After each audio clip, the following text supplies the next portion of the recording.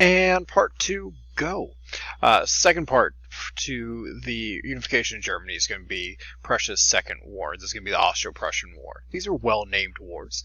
Danish War, War with the Danes. Austro-Prussian War, war between Prussia and Austria-Hungary. This is a short engagement, only really about 7 weeks long. The Prussians are going to outsmart the Austro-Hungarians. To show you that, I'm actually going to back up on this map real quick. Right here.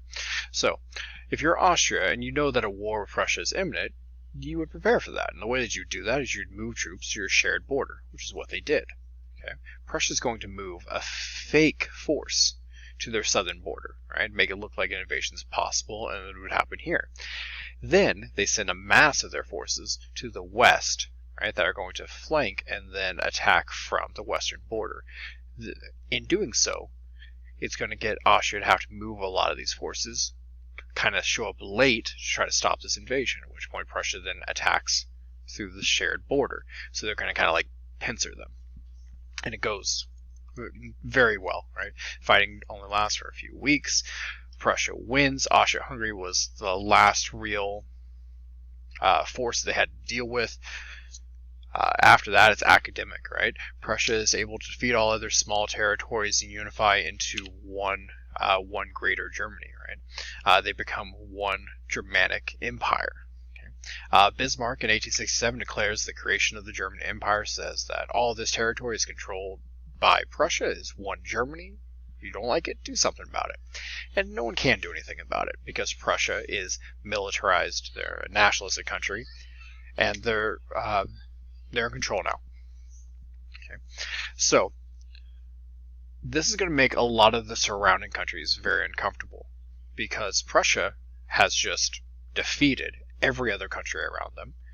They have a country base where the people love Otto von Bismarck, right? The guy's a champion. He's out there winning, constantly winning, right? And if you're a country that's militarized and every time you go to war you win, what's going to stop you from continuing to go to war? So, if you think about the countries that are around Germany, who should be the most worried? France. Okay? Because of the Napoleonic Wars, they did a lot of bad stuff to Germany. Germany wants retribution. So, France becomes very, very nervous. 1870 is going to be the launch of the Franco-Prussian War, a war between France and Prussia.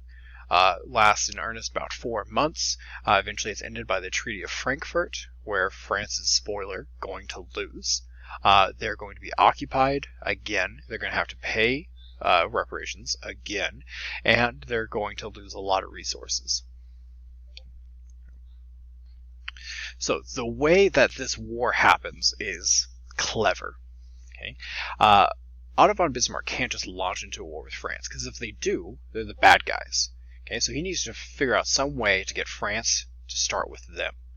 And the way he does that is that he tricks the leader of France, the then Napoleon III. Right, Napoleon III, we've talked about great leaders and their kids. Napoleon III. In correspondence back and forth, Otto von Bismarck essentially gets Napoleon III to say some pretty boastful things that Otto von Bismarck's then going to pretend that he's offended by, right? And what he's done is he's kind of made France the bad guys, right, and given him an excuse to go to war. So Otto von Bismarck tricks Napoleon III into really challenging France, which Germany is more than happy to do. So this is known as the Ems Dispatch. It is exactly what Otto von Bismarck wants, and it launches the war. Okay. So we have the Franco-Prussian War. Germany's going to attack via their shared border and just crush through France. Right? Germany industrialized, they built guns. France industrialized, and they built hats and scarves and, ballet bars, right? Stuff that's lame. Okay? So Germany's able to crush right through France and very, very quickly make it to Paris. Right? And the way that you capture a country, the way that you win wars, is by capturing the capital. Okay? German soldiers rush to Paris. They're there within weeks. On the way, they do some pretty not nice stuff. A lot of not nice stuff. Okay? Which means in this area here, we're going to have a lot of German and French children. We're going to just kind of tuck that away because we're going to talk about that here probably towards the end of this unit. Okay? So Germany has surrounded Paris. They have Napoleon captured inside his castle. All they need to do is get him to surrender. Napoleon's not surrendering. Napoleon's hiding inside his castle, and you can only stay there for so long, right? We all can sympathize with that, right? You can only stay inside for so long until eventually he's going to try to escape. So how's he going to escape? It's Napoleon. It's 1870. What can you do? Secret tunnel? Wear a disguise? Better than any of those. He's going to try to escape via hot air balloon. Yep. So, just take a moment. I want you to think about what that would look like. Right? German guards, weaponed up, waiting outside. Right? Just waiting for the orders to charge the castle, and then all of a sudden you see hot air balloon. The only hot air balloon in the sky, by the way, just slowly drifting away, which then launched into what was probably just the saddest, slowest chase ever. Right? Slowly just walking behind until eventually it lands, point guns at him, Napoleon is captured, and he then surrenders. Right? Germany has defeated France, and after some negotiation, France is forced to lose a lot of things. Okay, Germany's going to occupy a great portion of France. Right, just keep troops there. Right, just as a show of strength, and a reminder to the French people that, hey, remember the time you messed with Germany? How'd that go? The Treaty of Frankfurt ends the war officially, where they come to some agreements, but the most important agreement they're going to come to is what happens to the territory of Alsace-Lorraine. Alsace-Lorraine is one of those territories that we're going to talk about a bunch coming up here because it's very, very important. It's this little area right down here.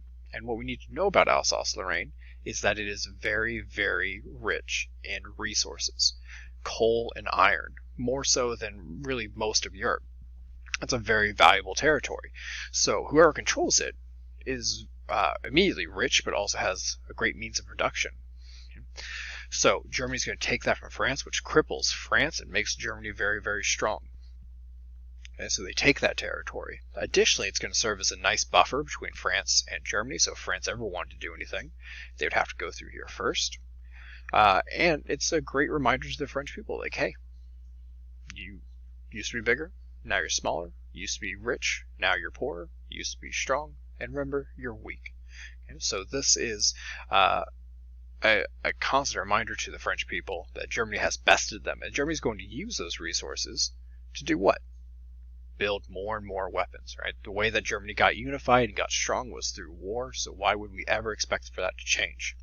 And that puts a lot of pressure on Otto von Bismarck to continue to win wars, puts a lot of pressure on Wilhelm I, right, because he's been a successful leader, but puts probably even the most amount of pressure on Wilhelm's son, Wilhelm II, who now has this great legendary figure of his father that he needs to live up to.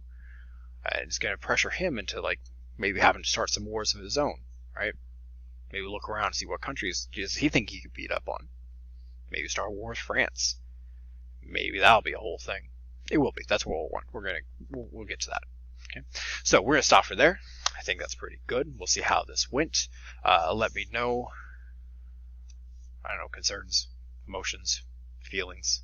We can talk about those later. So make sure you get all these notes. I will probably post. I'm going to post a quiz about this later in the week. So get this stuff down, rewatch it, pause it, do all the things you got to. Until then, wash your hands and stay inside. Good job, team.